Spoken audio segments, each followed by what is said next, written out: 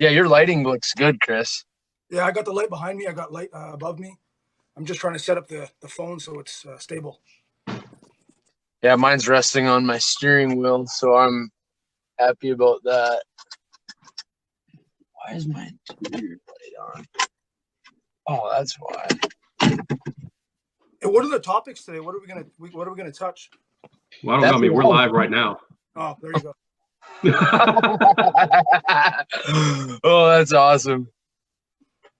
So I don't know. How's your guys' training going, for one? Go, Herm. Give me a second. I'm double checking some stuff here. Okay. I'm gonna try and share it on my end. Does my camera look like that to you guys too? It looks good. It looks good to me. Yeah, it looks really clear on my end.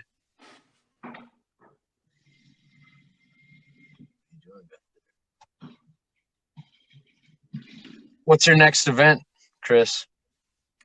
Really got nothing planned.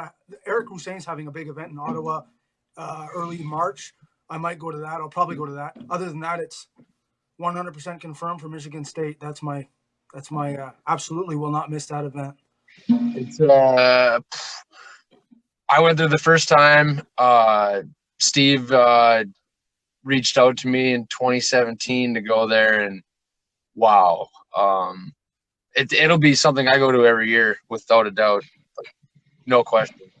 Oh, you can't miss it. Best awards for the buck and top 3. I mean, you know, a lot of people leave there with good shit, right? Yeah. Good memories, if nothing else, because there's always crazy matches. Yeah. How about you, Herman? Anything planned? Yeah, so just an update. We have 0 viewers right now. I'm going to see if we can tag some people on this. We gotta be able to share it to a couple pages, but I don't have access to my desktop. So can I go to like Facebook on the side of this and share and shit, or no? I'm doing it right now. Because if I can do that, I mean, I'll get at least 10, 20 people in here for sure. Yeah, give me a second. Okay. It's kind of a horrible time in my area. Everyone's like in the last hour of work. So if we talk about training a little bit, I can justify sharing this to the arm wrestling training group. Sure. Yeah. Which I just did. So maybe we can talk about curls. Well, I can do 40 pounds. What's up?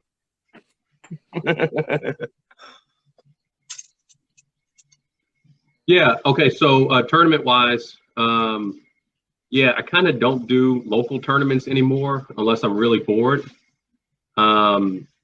The last local tournament I went to was in November. It was the pound for pound local event. And when I showed up, I immediately regretted attending. And as I won matches, I still regretted attending. And when I got back home late that night, I regretted attending. So why is that? I don't know. It's just nothing to gain. Yeah. You know, I mean, talking to people's nice, and I did see some old friends, but it's just not the same. I mean, tournaments don't really have long dedicated after pulling anymore. No, they don't. Or if you have after pulling, there's some guy who didn't even compete who's coming to smoke everyone on the after pull table so he can brag about him beating somebody at the event when he didn't compete at the event. True story. So, I mean, arm wrestling is just kind of polluted and corrupted at this point. So I'm considering going to the Pan American Championships in Costa Rica in May. But, is that legit? Do you have to qualify for that? No. For the United States, you can bring up to 4 people per class, and it's first come, first serve. Well, that sounds legit. Yeah, and so this, and I mean, it could be a small event, but I think this is somewhat of an equivalent to like the European Arm Wrestling Championships. Okay, it's sanctioned under WAF, so it would be something above a nationals, but below a world championship. Gotcha. Okay. So at minimum, I mean, there should be maybe some Brazilians there and some Mexicans and Canadians. So I could probably pull a lot of people I haven't pulled yet. You said first come, first serve. How does that work? You need to message Simon Barry Ochoa. Okay, and say, hey, I want to go in this weight class. I got you. Yeah, that's my understanding. I could be wrong, but yeah. And I haven't officially committed yet, but that's what I'm probably going to do, and I'm probably going to go 220. Nice. Nice. Is that the first time they've had it? Is this the first event? I want to say the flyer said 4th, okay, but it definitely hasn't been a consistent and annual thing. No. And I've heard of some older pullers mention the Pan Ams and stuff like that. Or was it the Can-Ams? I don't know. I think that's a snowmobile. What's that? I think a Can-Am is a snowmobile, or is that Can-Am like, oh, Canadian? Yeah, okay, I got you. Yeah. But I assume it'd be the first, major promotion of this event in a long time, or at least maybe the first time maybe to an EAC standard. I don't know. I really hope it's a high quality event. Can you drive there? You can't drive there, can you? To Costa Rica? Oh, Costa Rica. Sorry, I missed that part. I guess not. I was going to say, they build a bridge? I'll tell you this, Gobby's the worst at geography. Oh, fuck. Yeah. He knew Carlos Tiete was from Brazil, but he still ranked him in the North American rankings. The Canadian school curriculum in high school, we didn't deal anything outside of Canada. It was like the Nazi regime. They didn't teach us anything outside of what we had to know within our own country. It was horse shit. Like the Louisiana prison education system. Yeah, it was pretty poor. I always thought it's weird. You guys say grade 12, grade 11 shit. It's like, why do you guys say that? Like, why don't you, I don't know why that's backwards. I just never understood that. Well, high school ends at grade 11 or grade 12, depending on the province you're in. Well, yeah, we don't do senior, junior, sophomore. We don't function that way. It's grade 6, 7, 8, 9, 10, 11, 12, bang down. Yeah, it's weird. Makes sense though. Yeah. I don't know. I'm not that far. I think from the border, I'm about my hometown. I'm not that far at all, but I live in central Minnesota now, so I'm probably a good solid 5 hours away. Yeah. Give or take from, I think that'd be Winnipeg would be the closest town for me. Yeah, Manitoba. Yeah, you're probably bordering Manitoba. Yep. I don't have a passport or any of that shit, and I don't really care to go and get fingerprinted extra times, so no, I'm good. But you still had a pretty long drive to Michigan, didn't you? It wasn't that close. Michigan's 12 hours. Yeah, so it was like 14 for me, so it wasn't that. Most of the events I did in 2018 were all 12 hours one-way driving. Most of them, anyways. Hey, I caught this video last night. I think it just came out last night about the guy who broke his arm at Slotty and he went through a hole. It's like a 20-minute video on how. I haven't watched it yet. Herm, you should watch that. That's actually pretty. Not only is it informative, I don't know how accurate it is, but the guy gives a lot of details. He claims that the reason he broke his arm, even though it wasn't in a quote unquote break arm position, is that he just totally lost his pronation. His pronation was pumped and he lost it. And he kind of transitioned with his shoulder and it popped. But I'm like, don't all arm wrestlers instinctively, when they lose their pronator, go into a hook with their shoulder? I mean, he's been in the sport for 12 years. That's how I pull.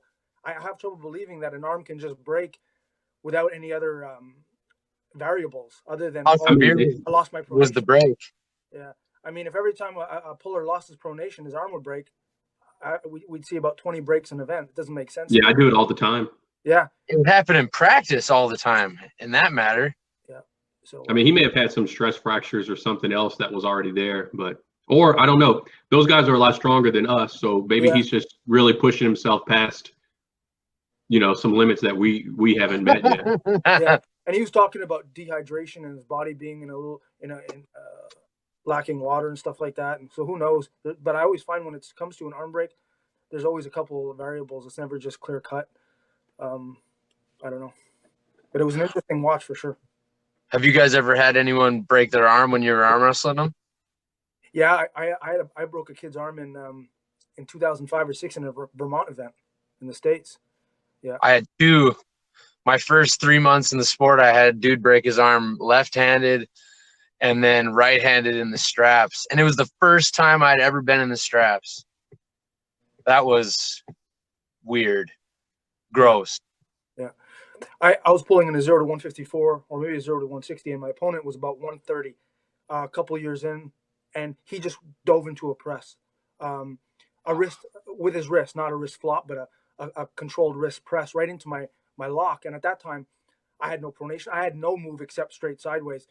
And he wasn't going anywhere. And I knew I can just go sideways and pin him. But I told the ref, tell him to get off his shoulder or else something's going to go. I just knew instinctively that if I go straight sideways on this guy who's completely committed with his shoulder, it's not going to be good for him. And the ref said, no, he's good, he's good. The ref says, no, he's good. And I said, I'm going. And then when I went, it was like a ratchet. It went crack, it cracked 3 times, like a ratchet, crack, crack, crack, right through him. Yeah, yeah. Oh, man. But what do you like? The ref didn't know what he was doing. I tried to warn the ref, and I even warned the opponent. And I said, let up a bit. He was right on top of his shoulder, almost illegally, like almost to the point where the ref should be warning him. And I told the ref, and I told him, and neither listened, and busted his humerus. Yeah, I've never been involved in an arm break, but my left elbow tore 3 times while pulling Todd Hutchings. Was that right or left? That was left hand. Like I heard my elbow tear 3 times. Yeah. What tore? Like I don't know. I mean, I never got it checked out. I'm sure it's the MCL. I'm sure it's the ligament. Yeah, that thing's when you're going sideways. That thing and there's equal amount of pressure put into your arm. That shit can go off often and easy. Devin. So does that heal by itself or no? Yeah, for sure. Yeah. Devin talked about doing that with Earl Wilson back in early 2000s, where he tried to put on the brakes on Earl by going in straight sideways with his elbow, and he just heard a pop, and it took him years and years of rehabbing until he can kind of get back to it. It heals on its own. And actually, I find once it does heal, it becomes stronger. It becomes almost not calcified, but it just it fuses better, and you just develop the lock, I suppose, a little bit more.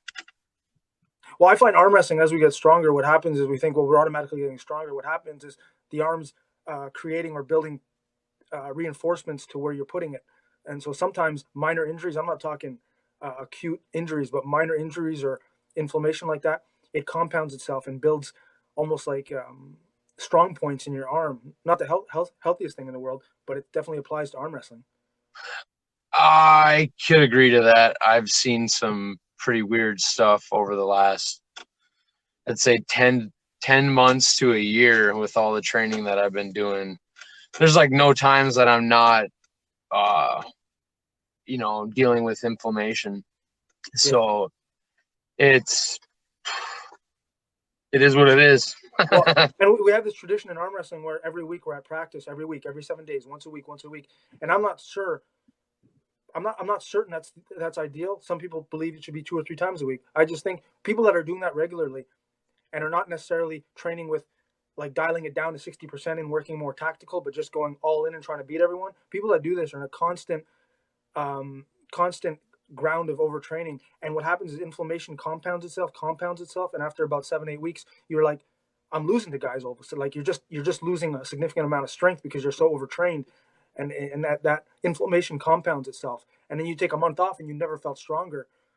That I think most arm wrestlers,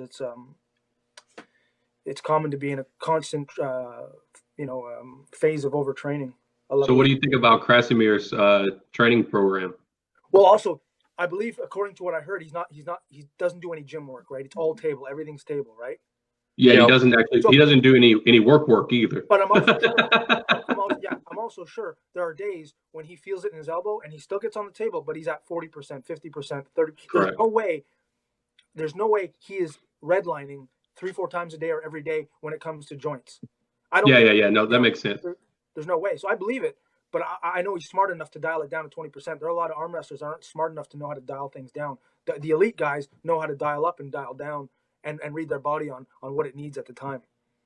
Yeah, Devin's good at that too. We see practices where Devin pulls a guy and it's on a live feed, and why isn't Devin driving in with him? Why isn't Devin stopping him with his elbow? Why isn't Devin? Because Devin's probably in in an area where his elbow's tender, and he's just going to work on his pronation. He's going to work on certain things like that. I've always wondered that, where I'll see videos of Devin in particular, where I'm like, dude, why isn't he just like inside, just stonewalling this dude? Yeah. Usually when we see that, it's usually 2 or 3 weeks or a month out of a big event. And like last year with Wall, he was doing Wall quite often, those big events. And so I think when he's tender, he knows how to work other areas.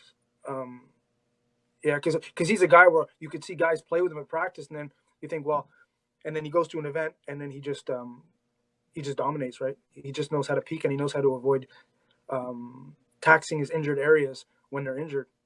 Yeah, and I mean, and even when he's pulling high frequency, he's probably operating at 25% of maximum against most of these guys anyway. Yeah. So him pulling that frequently, being that great, is really not as damaging as you would think it would be. No. Yeah. Like he was pulling with, like, big dudes. Yeah, and in 2016 and 2017, I mean, I was pulling up to 4 days a week.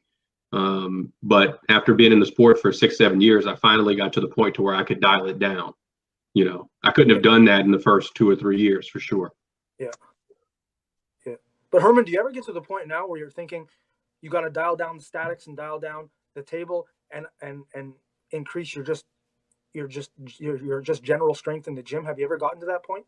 Or heal injuries, work in the gym and heal your dynamics, increase your dynamics while getting. So regardless of time on the table, I've always been about brute strength. Okay. I mean, even before arm wrestling, I mean, I like to do the power lifts. And even early on, I've always tried to push maxes. Now what changed, I guess recently, I guess we lost Joseph.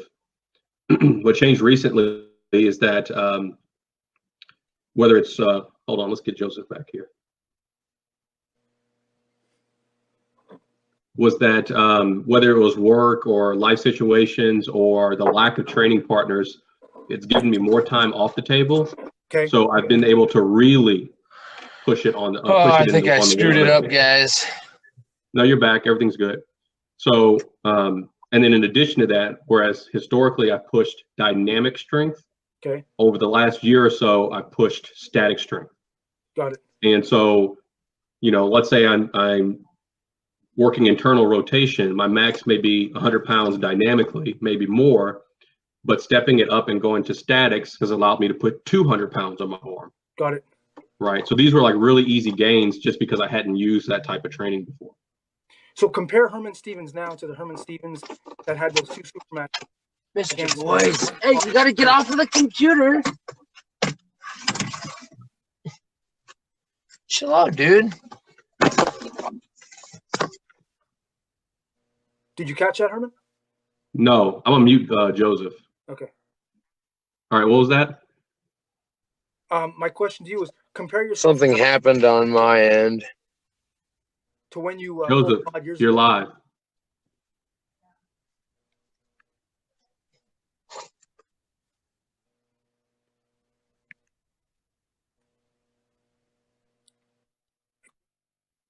I guess I said compare yourself now to you years ago who beat Todd Hutchings left and lost to him right. Are you stronger? Are you weaker? What areas are you better? Are you better in all areas or weaker in all areas?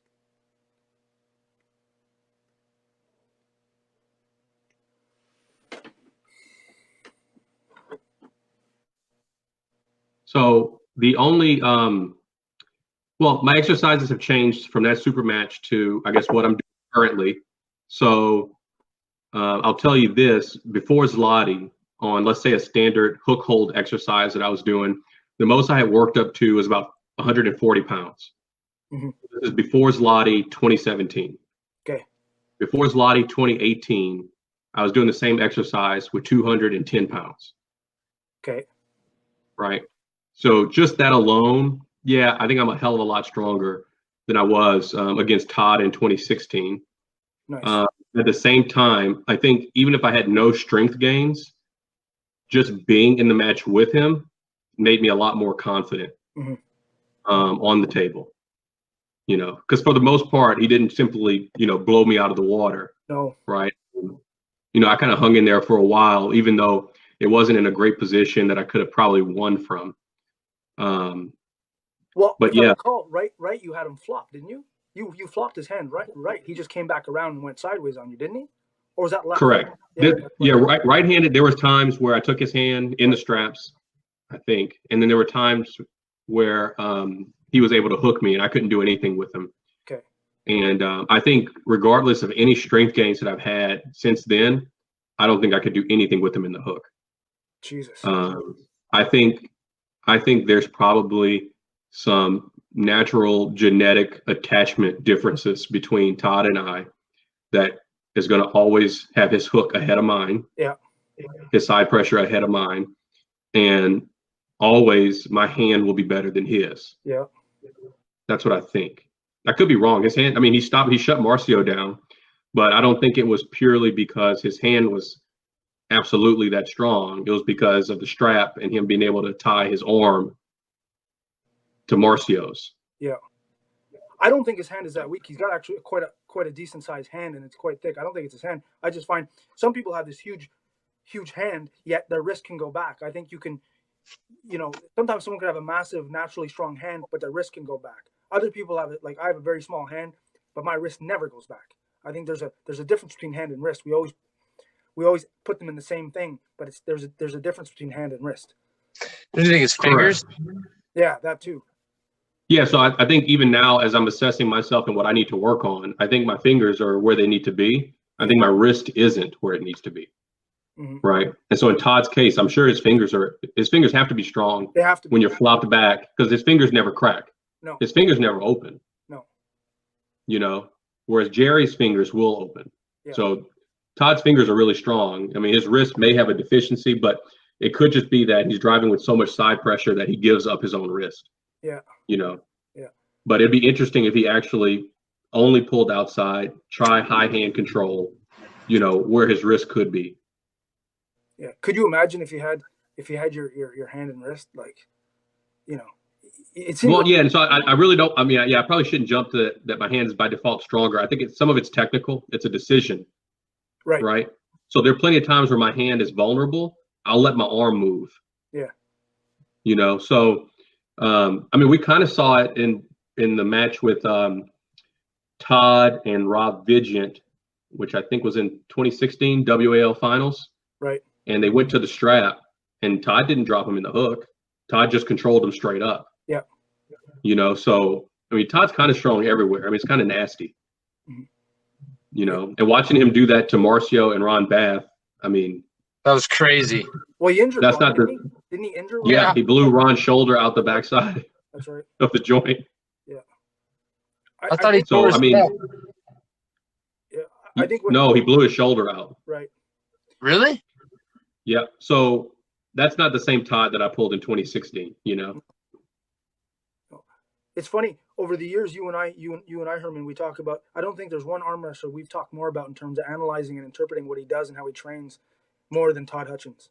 We talk about him a lot, only because I think he's somewhat of an anomaly, especially at his age, doing what he's doing right around 50 or close to 50. I mean, it's just an incredible the amount of brute horsepower he's able to construct with that in his age. It's quite incredible, I find. Correct. And for someone who's, I mean, basically average build. Yeah. I mean, he could have some advantages from a muscle attachment standpoint or a nervous system standpoint that we can't see. But from a visible standpoint, he's pretty average. I mean, he and I are about the same height. Our arms are probably about the same length. There's nothing really that different. No. Yeah. So. I think you put that gray shirt on him, he looks like an average dude. Yeah. I think people dismiss a lot the psychological factor or I think he's highly intelligent. I think he can analyze the type of training he has to do, and he can implement what he has to do. And I think, like you and I have talked about this, Herman, as well, he just has an iron will. I think when he turns it on and there's an event in 4 months and he decides to turn the shit on, he's all in, and he can. And I also find there's another variable when a puller is on the table practicing or even training, the variable of pain threshold. Some guys I see at practice, they just quit at like 8 out of 10 or 7 out of 10. Others can go right till absolute literal fatigue. And some people can even try to push past it. Their mind is so strong. And I think Todd falls in that category. Devin's in that category as well. they almost like the pain. You almost have to like the pain. Yeah, no, Todd has a lot of grit. That's Yeah. exactly what it is. And it's probably worth more than his intelligence in arm wrestling. Yeah, yeah. Because, I mean, even if he was a dumb guy, you could have given him 5-3-1 and told him to train side pressure, you know, and he would have gotten strong just because he had that much grit. Yeah. Yeah, I agree 100%. Big factor. Yeah. So we got a question from the audience. What do you guys think about lifting a few heavy sets, then 45 minutes hard arm wrestling one time a week? So lifting 45 minutes prior to a table practice? That's what it looks like. Yeah. Like lifting heavy prior? A few heavy sets. No. Stupid. Yeah. The only way I would see that have any merit, the only way is if you're training with a lot of guys that are a lot weaker than you, and you need to almost fatigue yourself down to about 80% so that you can push hard at practice. But other than that, but even then, they can use two hands on you. It makes no sense. I don't see. Or a band setup, or it makes no sense. There's no reason to ever do that. Yeah, I don't see any reasoning for that. I sometimes warm up before my practice partners get there, but that's just because when I'm training as frequent as I am, my warm-ups take forever. Yeah. Like 45 minutes before I actually feel like I can really go hard. Otherwise, it's just too much inflammation just creeping in. Yeah. Years ago, when I'd go before the guys came to practice and everyone was a little bit weaker than me, I'd go to the gym and I'd absolutely fatigue my bicep. I'd do supersets of bicep and chest just to completely dynamically fatigue those areas. So when I got to the table, my tendons would have to kick in more because my muscles were fatiguing. So I tried to use it as a way to overcompensate and have the tendons work harder to overcompensate for the weakened muscles. And I mean, it did work, but I don't think it's. I don't do it now because I don't think it's ideal. I think I can do the same thing if people are weaker. Like you said, you can use bands. They can use two hands. There's other ways to do it. Yeah, it's something I tried, but I don't believe it has full merit. Yeah, No. I mean, at times I've trained 2 times per day, 2 times prior to a practice. How'd that feel? And I didn't have my first meal until after the practice. Yeah, how'd that feel? I want to know. I mean, I always feel pretty good, so I don't know if that means it's the right thing to do, but I mean, I was so much stronger than my training partners that it didn't matter. Right. Oh, okay. Now, this sounds like probably a beginner asking this question, so I don't know if I see the value. Otherwise, you'll be so fatigued that you won't be able to learn the proper movement patterns on the table. For an advanced person, I saw an article today. I mean, you can do a heavy isometric or even explosive sets to prime yourself for an arm wrestling practice or some type of strength event. But I think at this point, it's too complicated for 99%, you know, of American pullers for sure. Right. Yeah. Too complicated, and I don't know what type of gap. You wouldn't want to go to the gym or do heavy sets and then have like a 30-minute break and then get cold and have to arm wrestle. Like the timing, you'd almost have to have the table in the gym. The timing would have to be right. Yeah, or you would max on some bands or some sort of strap or something 3 to 4 minutes before your practice or your round or something like that. But yeah, it wouldn't be a 30 minutes away thing. Yeah. No. Now, I'd probably wouldn't not recommend doing that after practice, you know, to like fully burn yourself out if you're not already. I don't see the hurt in that. Yeah. Correct. Well, we got a comment from Chuck Ryder asking if Joseph is Conor McGregor. Oh God. No. Oh, there's people at my work that say that, and I'm just not a Conor fan. I'm not. Yeah.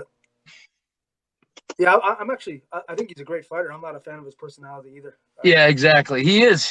He probably knocked me out in his sleep, but I don't care. It doesn't mean I have to like the guy. No. If you run your mouth the way he runs your mouth, you better never lose. Once you lose, and like he lost his last. Once you lose and you run your mouth that much, you lose so much credibility, I find. Oh, he's done, dude. He's done. It's over. He's just like Ronda. I was so happy when Khabib just, yeah. Yeah, I mean, you got to stay over there. Yeah, statistically, his legacy will stand, but I mean, the optics. Yeah, but he's not the UFC their little hype train anymore. So that's all that I care about. Yeah. So getting back to the training thing, I think the consensus among the top minds in arm wrestling is that you build most of your power or all of it through table practice. So if you're going to overload people on the practice table. If you're going to do more training or harder training or more volume, the answer is always the table, whether it's multiple times per week or a 4-hour session. I think we saw on the training Facebook page last night or the night before, those guys doing that back cable bicep / side pressure thing. And it's dude, that was legit. But why don't you grab a table? TJ Bennett and Eric Hetrick. Yeah, why don't you Eric Hattrick? Like, grab a table and fucking arm wrestle? Like, Jesus. Hey, stop. You gotta stop. Yeah, those guys can't be real, right? Oh, they're real. They're real. It's just everyone, you see, it's common. Everyone's trying to reinvent the wheel. Everyone's trying to get to the same area and thinking, well, let's do this. All you need is a goddamn table and multiple training partners that are close to your strength, ideally. A good diet, good rest. It's not that complicated. Did you see how he tested the weight on the machine? No. So he put 85 pounds on the machine. Yeah. He put, I think, 100-pound plate on the cable, and then set the weight on the floor and slid over to the side. So the weight wasn't suspended. It was just on the floor, and the cable was kinked around the pulley. Yeah. I mean, you could put 200 pounds, the weight hits the floor, and there's 85 pounds on the machine. That doesn't tell you you're lifting 200 pounds. No. 1 second, guys. No, it's laughable. You know, I don't know. This fucking arm wrestle, like, it makes no sense. I'm not saying he's not getting any type of training off that, or I mean, it's resistance training, but there's still some benefit. But I mean, how applicable is that to the table compared to actually arm wrestling? You know, and adding your wrist, adding your shoulder, adding other components to the equation other than just holding a weight. Doesn't Correct. Me. Yeah. Or why is it a problem when I tell you it's not really 200 pounds? Yeah. All right, so check this one out, Gobby. We got another comment here. So, Herman, how was your hook compared to the Europeans? Yeah, that's a hard one. I don't typically have many hook matches. I mean, Krasimir will hook me, but yeah, it's too hard to compare. I mean, if I'm in the hook with anybody, I probably don't want to be there to begin with.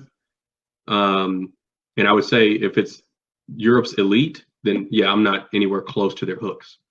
If it's just some random European guy in my class, yeah, I probably can beat him in the hook. Mm-hmm. There was one match, I don't think it was this year, it was the first year you went to Zloty, and I think it went hook with a guy, and you had him in a favorable position, and I think you were called on a second elbow foul. Is that possible? Oh, okay. So yeah, so that was Misha Rudakov. Right. And actually, maybe I'm shortchanging myself. He's a pretty good hooker. I've seen him give Prudnik wars. And looking back on that match, I was closer to pinning him than I thought in one of the rounds. And had I known what I know now and was more confident, I probably could have beaten him in the hook, or at least, made it a lot more competitive. But I think I thought I was further away from the pin pad than I was. And so that's why I had one of the elbow fouls. And then the other elbow foul was just probably lack of experience being in a hook with someone that was equal to me. Right. Yeah. So who knows? Maybe I can compete in the hook with those guys. Well, I think you can, no doubt. Yeah, for sure. And I think going forward, I mean, if I'm going to be competitive, I have to be able to hook with them because at a certain level, I mean, guys don't really get top rolled. That's right. Unless I was 6'5" in the 209 class or something like that, but I'm not. So I have to be prepared to go hook. Right. Yeah. I've been saying that for years, that if you look at many events, you see in the preliminary rounds where guys are getting top rolled. And as the rounds progress closer to the finals and the elite guys take control, you're finding that the percentage of matches that try to get top rolled don't get top rolled. Like there are more hook matches only because pronation is getting buckled. So, I think you need a hook at a certain point. If you want to be the best at a certain weight class, I think you need to be comfortable and proficient in a hook. I agree. Now, there are exceptions. Matt Mask is an exception, but we're talking about the 0.001%. I mean, we're talking a guy six with a beastly like Engen Terzi. Yeah. That dude top rolls people in the finals from what I've seen, it looks like. Well, it's a high hooking top roll. He definitely has tons of side with his top roll, right? He's strong everywhere. But like I said, you're talking about arguably the best arm wrestler to ever live. Like there are, yeah, no, I understand. I understand. We've seen guys top roll a whole elite class, but I'm saying generally, these guys are far between. We're talking about the absolute elite of the elite of the elite. If a regular guy's training with you and he comes and trains at your club and he's like, well, I'm just going to top roll. You're going to, that's all I'm going to do and I'm going to be the best. Argument says you're not. Like, you will have to adapt unless you're really tall and really long and have all the dimensions and good genetics and willing to put in 15 years. Most likely that's never going to be the case unless you adopt some type of inside game to complement it. I agree. That's why I don't know. People call me a top roller, but I like to hook just as much easily enough. Yeah, but you're left dominant, aren't you? Your left is much better, isn't it? No. On paper, maybe, but ask anyone who trains with me. My right is, I'd say, a half a level above my left. Oh, but Michigan State, you didn't win right. You won left, didn't you? Yeah, no, I won right. I won right undefeated. I got second left. Oh, okay. I thought it was the opposite. Okay, sorry. No, that was the only tournament I did good right. This or last year, pretty much.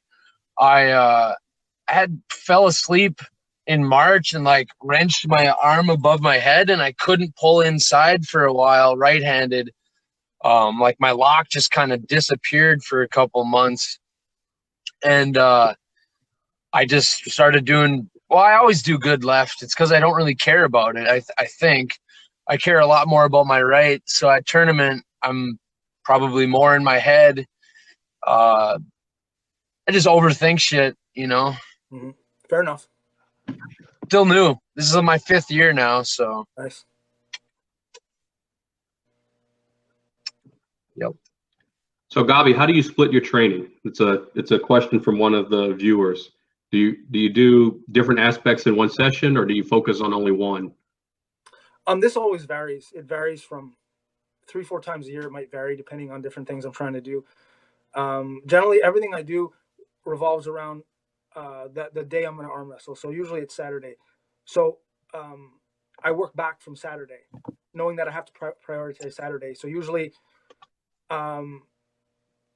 Saturday I train. Sunday I'll do legs. Monday I can start doing light wrist and hand stuff. Legs? What's that? Legs? Do you say legs? Yeah, absolutely. Squat. Wait till you're over 40, and you have to access more test and GH. You'll start squatting. You won't have a choice. If you want to be strong north of 40, you have to fucking squat. There's no way around. So do you do it to be strong, or because it releases quote unquote extra amounts of natural? Well, they're kind of almost synonymous, but more with the latter, right? Like I got you. I don't care. I get it, and I don't care how what my legs look like, but they're a major muscle group, and you can access a lot of good shit by just destroying them once or twice a week. So when I can't do upper body, I do deadlifts, I do legs, I do sprints, I do hill sprints, I do sled runs, I do all these things. Hey, stop it! That don't affect my upper body. So come Tuesday or Monday, I can start doing wrist and hand stuff. And really, my Tuesday and Wednesday are only the 2 days during the week where if I wanted to do bicep curls, heavy statics, chest, anything that plays with my delts, my chest, my biceps, the major heavy components to my hook, to my arm wrestling game, that I have a 2-day window where I can do that. Everything else is pretty much rehab, hand, wrist. And within those workouts, I always start with hand and wrist to warm up everything else. And it's usually about 20-30 minutes. And then I get into maybe 20-30 minutes of one compound movement, albeit heavy chest or heavy biceps.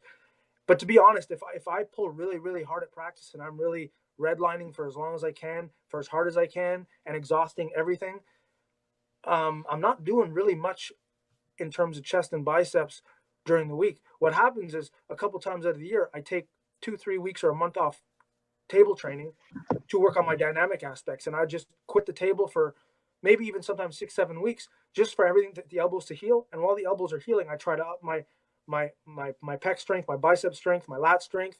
And then when I get back to the table after that, not only are my dynamic parts much stronger, but my joints are completely healed, which is a perfect storm of being fucking strong on the table. Yep. So if I'm peaking for a huge event, I'll almost implement that where maybe not two months off, but I will take upwards of 3-4 weeks off prior to the tournament and try to do some max lifts, some 90% of my 1 rep max, stuff like that, just to get my hormones going and just get my dynamic strength as strong as it can be while my joints are healing at the same time, more or less. So that's how I would do it. That's usually what I've been doing for the last 4 or 5 years. But I've always prioritized the table. The table is the table. I've always thought the table is where you have to focus on, unless you're dealing with injuries or compound inflammation, and then you got to walk away from the table for a while and work on the dynamic parts. But that's how I've done it. Yeah. Basically, So there's no perfect routine. There's just reading the body and trying to adapt to how my body's my body's telling me how it feels. I just adapt to that. Everything adapts to how my elbows are healing, how my body's reacting to table time. That's it. cool. I Yeah, didn't bring so water to my van, and you're making me thirsty as shit, dude. Too bad, buddy. Prepare yourself better next time. yeah, I know. personally, my workouts typically consist of some type of internal rotation, back pressure, wrist exercise, some type of up pressure / pronation exercise, and some type of straight side pressure.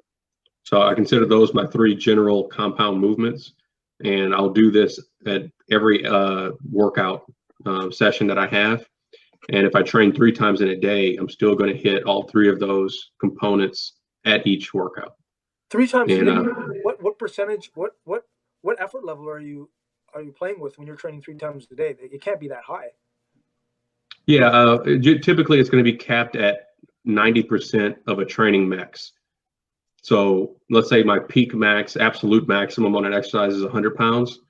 At a particular training session, my training max might only be 90 pounds. It might be 80 pounds based on current condition. Right. So I'd probably want to stay at 90% of that for a triple. So it's very much a feel thing. I guess. Yeah.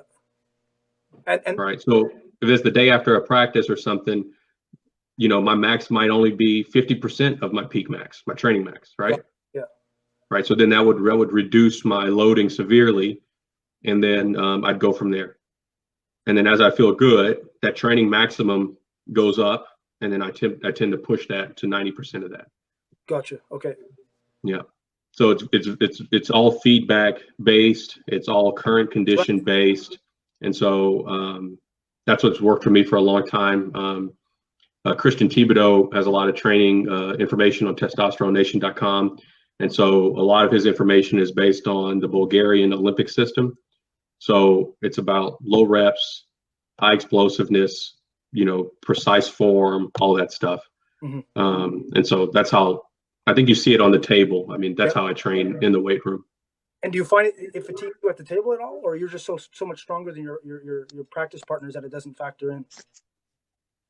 Well, I mean, I don't always train 3 times a day. Okay. So my statement was, even if I train 3 times a day, I'm still going to hit all of those aspects. Typically, training 3 times a day, I can usually last maybe a few weeks to a month before I crash. Right. Yeah, that makes sense. And then, like I said, the last couple of years with life, it's probably been more along the lines of once per day, going up to twice per day, going into Zloty or something along those lines. But I think over the last couple of years, I think I'd rather see a quantifiable improvement than hitting the table going into an event. Mm-hmm. So even going into an event, I'll probably be off the table maybe a whole month. And that gives me a solid 3 weeks to push my maximums up on the table. Yeah. Push my maximums in the gym. Yeah, that's kind of like what I like your new videos. Your new videos really break down numbers. You know, we haven't seen that very much. We haven't seen that very often, especially comparing it to the top Europeans. I think that's fucking cool. And like you said, it's quantifiable. You can see it. You know, as the numbers go up, it definitely applies. It's definitely applicable, and it shows how you compare to the top in Europe for sure. Correct. And I know like one of my turning points, I wish I had these numbers when I first started. Things would have been a lot simpler. But one of my turning points was after pulling Todd Hutchings at UAL 8 in August 2014. You know, I said, hey, Todd, you know, what do I need to work on? He said, you need more side pressure. And I'm an engineer. Todd's an engineer. I said, well, quantify it. What's my number? Yep. He said, you need at least 100 pounds. Right. And so that made everything really simple over the next year. Well, Herman, that's not much because in the video the other day, those guys were doing 190. I mean. Oh yeah. So, man, that guy's already, he can beat Bogoslavov in the hook, right? Yeah. That's too funny. Yeah. No, yeah, but I mean, anytime someone gives you a number like that, I mean, it's in your best interest to be ultra conservative. Yeah. Right. You know, if someone tells me I need 100 pounds, I'm not going to cheat the 100 pounds. You know, I'm going to do it in the worst case, maximum. You're going to hit that 100. Angles. Yeah. I'm going to have the weight have maximum leverage on me. And I'm going to make it as difficult as possible. That way I know the 100's real. You know, if someone tells you it's 100 pounds, but I cheat to get the weight, then I'm just cheating myself. Mm-hmm. Mm-hmm. Yep. Yeah. Hey, Gobby, I think this is a question for you. I mean, you'll probably know better than me. What advice do we have on tendon injuries and pain, I guess, due to hooking? Well, inner elbow. Yeah. Well, so the inner elbow is kind of like, I call it the transmission of the car. It takes all your pec and bicep strength and brings it to the hand. And so I find being strong at the table or performing well at a tournament when you're pretty much a hook puller is not only just your numbers and your strength, but managing the pain or the inflammation in that elbow leading up to that event. Devin has many great videos on how to rehab that. And that's why sometimes overtraining when you're a hook puller, it's more about intensity over volume when it comes to high-end training. You don't see many. You can see top rollers doing 2 sessions a week on the table. I've never been able to hook really well and proficiently twice a week on the table. That second session always leads to a lot of pain, and now instead of taking 5 days off, I got to take 15 days off to heal, to deal with that compound injury or compound inflammation. So basically, it's I find the best thing. Diet is huge. If you have tendon issues or elbow issues or inflammation of any sort, and you start eating shit, like tons of fast food, I think if you're in tune with your body, you'll realize that the pain is magnified. The inflammation gets magnified. When I'm eating really, really clean, whole food based, just really clean, nothing processed, nothing synthetic, my body heals much, much quicker, and I can deal with that elbow issue much, much better. Other than that, it's just knowing when you can go all out. And like there's sometimes you have inflammation in your elbow and you see a video and you want to go try to do your max curl. You really got to be objective and focused and say, it's going to be rehab today. I'd like to push hard, but I can't. When I was younger, I pushed through pain all the time. I would do heavy curls 3 days before, heavy partials, statics 3 days before tournament, only because I wanted to. And it impeded my performance, but fuck it.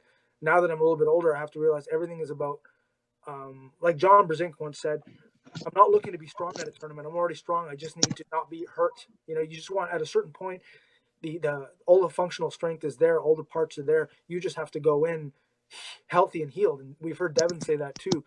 So when it comes to inside pulling, managing that inflammation is like 80% of the game, because knowing how to get your tendons stronger, knowing how to put stress and resistance onto a tendon is the easy part. How to recover quicker, how to manage that pain in terms of peaking for a big event. Now that's the key. That takes years and years of practice and trial and error to get perfect. Generally, what I've done is I've done those so high rep curls, full movement curls like Devin showed. 25, 30 reps is good to get blood in that elbow. Just basically what you want to do is get blood flow into that elbow. And the better you eat, the higher quality the blood is going to that area to heal. So it's kind of like you want to get a lot of blood in there, but the blood always also has to be good quality as well through good food and good supplements maybe. But yeah, that's the trick. The trick is managing the inflammation. What are your thoughts on fasting? Well, man, I always smash fasting. And then recently I just looked more into it only because I'm looking for other ways. I got to look at every possible way I can to access every ounce of hormone I can and heal. So I can't dismiss anything. So recently I tried it, and I took the winter period this year to really dial down my arm wrestling training and my heavy training and my tournaments, and just try to really detox my body and get everything healthy going into the spring so I can prepare for the bigger events in the summer. So I did implement an 18-hour intermittent fast, and I did it for a month straight. I was going to give myself 30 straight days where I eat in a 6-hour period, and I take 18 hours off, including my sleep period. And I did heal. And I ate really, really well, and I healed very, very well. I lost a little bit of weight, I lost a little bit of fat. I think it does have merit. But when you're doing these things, it's hard to say if it's the diet, it's the fasting, it's the fact that you're not doing heavy, heavy things. It's not the fact that you're not kicking the shit out of your body at tournaments and then a practice the week later.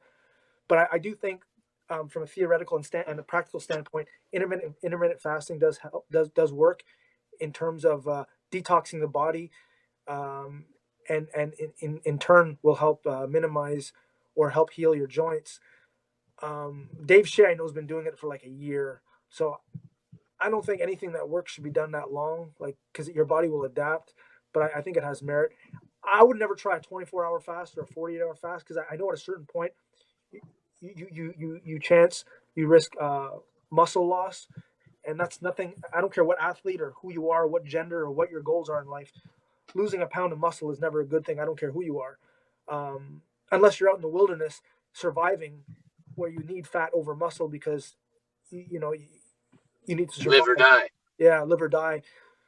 So I think it has merit, although I would never do an extreme fast like 24 or 48 hours. But I think the intermittent thing works because your body. That Chris Pratt guy just did a 21-day fast. Who did? Chris Pratt, that dude from Yeah. And now I haven't looked at it, but look at his body after the 21 days and tell me he didn't lose a shitload of muscle mass. And like, that's too extreme for me. That looks like he was on Survivor. Yeah. See, I think the key is to try to detox your body so your body's working efficiently without having to compromise or to concede muscle mass. I think if you can find that delicate balance, you're gold. But when you start, even Dave Shea, we look at him now and Dave's healthier, but Dave's lost muscle mass. You want to be lean. Well, he was huge, dude. Yeah. And he'll say, no, I only lost fat. No, you lost muscle too. Like these guys that go on these things and they get self-serving and they it's almost cathartic and they claim, oh, I didn't lose any muscle, dude. And they say that because they're in a sense of spiritual enlightenment because they accomplished this thing and it wasn't easy and they feel great about themselves, but they're not being completely objective, because if they were, they'd see that, dude, you lost 30 pounds of muscle. Yes, you lost 15 pounds of fat. You lost 30 pounds of muscle. Your metabolism is slower. And it's okay if your goal in life is to live to 100. I get it. But if you're in any type of performance sport or CrossFit strength, anything, or you're just looking to get laid more often and you're single, you need muscle mass. Like that shit's important. Like you're compromising that stuff. So I've done intermittent fasting off and on for years now, and I've done up to 5-day fasts. And in particular, there was one 5-day fast where after the fast, I went to a practice where I drove 5 hours to the practice and I pulled for 5 hours and then drove 5 hours back. And I was still the second strongest person at the practice to Tom Nelson. So I don't know if 5 days is worth it. I have a friend that tells me that, past 3 days you start losing the real benefits. It's actually some risk. So if I had to make a recommendation or mention what I might do in the future, it'd probably be limited to 3 days. Mm-hmm. But yeah, I mean, I enjoyed it. I mean, I think there's a human growth hormone spike when you do these fasts. I think it helps recovery. I think Prudnick was doing up to 7 days to heal some of his injuries. But yeah, I mean, I'm a fan of it. I think it's also good from like a mental hardening standpoint. Yeah. It is good scheduling for me. Yeah, and I'm not saying it's supposed to be this holy experience where you tell everyone about it and your life changes, but I know a lot of people that can barely get through, missing their lunch, right, or their next snack before the brains don't work. So, I mean, if you miss a couple of days of food, I mean, you should be able to handle, most of your trivial day-to-day problems. But if 1 day is better than nothing, and 3 days is better than 1, and 7 is better than 5, and 3 weeks is better than 2, then wouldn't kids in Africa be fucking ripped and have like, but they're not. They look like shit. Like there is a certain point where you have to say, I might do this 2-3 times a year, but you cannot like you cannot say I'm just gonna do 6 months and not eat. Like then you die. Like there has to be, like, you know. Hey, there was actually I don't know how long ago this was, but there was some morbidly obese person, and I guess the idea was this person shouldn't have to eat any food, right? Because this person has sufficient calories on the person's body, et cetera, et cetera. And so they actually did a study on the individual, and the individual didn't eat for a whole year and was supplemented with certain vitamins and minerals, and the guy lost all the weight and never put it back on. Yeah. Yeah. So that's pretty interesting. So maybe I can do that until I get down to the 154 class. Yeah. Stay out of there, Herman. Stay out of there. Yeah. I'd love to see it even at 198. 154 is crazy, but 198.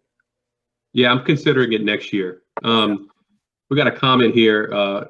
King said that Dave's off the sauce. Who said that? Kang's. Oh, Roger. Yeah, well, that would explain it too, but nah, still. He's just one example, but anyone I've seen do extended fasts, I've never seen one do an extended fast, and I said, wow, they look great in their pictures. Never once. Well, those people exist. No, those people exist, Gobby. I've been doing fasting now for intermittent for probably since last March, so almost a year. And that's how I got from 176 walking around to say 162, 163. And dude, I lost size and strength for sure. Yeah. Guaranteed. Even intermittent isn't extreme, but if you do intermittent for 8 months in a row, it is extreme. Like the key is to detox and detox your digestive organs and give your digestive organs a break and all that stuff and let the body heal itself without jeopardizing muscle mass. If you can find that perfect balance, that's what you need to look for. But so here's the argument is that with intermittent fasting, you don't have to lose any weight while doing it. I mean, you could go caloric surplus. Oh yeah. And just squeeze your window. So yeah. I mean, if there's an argument that you don't have to lose any muscle mass or keep it at a short time, you could probably do it extended period of time and overeat the whole time. Well, whether you consume 3,000 calories in an 8-hour window or a 14-hour window, I mean, it's still 3,000 calories within that 24-hour period. I agree with you. That's why I said the intermittent, whether it's an 18 or a 16-hour or a 20-hour fast, you can still get all your protein and nutrients, and your body can still benefit from the fast while gathering all the nutrition to maintain strength. But when you're talking about 3, 4, 5, 6, 7 days no food, I have trouble understanding that. Yeah, no, I get it. No, I can't see it. I'm surprised your 5-day fast. I'm surprised mentally you were able to. I mean, I don't know if I can go 5 days without putting food in my body. I think mentally that's got to be so draining. Man, I might be like Todd Hutchings, man. Maybe, because that's fuck. Okay, so 5 days, then you drive 5 hours to practice. On your way back, how many times did you stop at fucking Burger King? Did you snack? Actually, I got a large bag of trail mix. Okay. And my body was so inflamed from the training, the driving, and the peanuts that my ears closed up. Yeah. Is anyone else noticing the volume getting lower? No, I can hear you guys good. It's just you, I man. can't hardly hear Chris. I don't know. I can hear you perfectly. Herm too. I don't know. It's you. Shit. Weird. Rent an apartment or a house. You don't have to live in your van. I can send you some cash. PayPal. We can help you out, Joe. You don't have to live in the van. I know that Natural Born Killer van is awesome, but you don't have to live in the fucking thing. Hey, try it. Living in a van. Just try it once. Just try it. I'll pass. So we're approaching an hour. This is probably good enough for our first episode. I mean, is there some hot takes you guys want to discuss? No. Is this a PAF segment of the show? Oh God. Hot topics? We're gonna get on that or what? No, I don't know. Rip them apart. Yeah. Well, PAF sucks. Yeah. That's it? You guys ready to roll? Let's do it. That's fine. Sure. All right. Later, guys. Take care. See ya.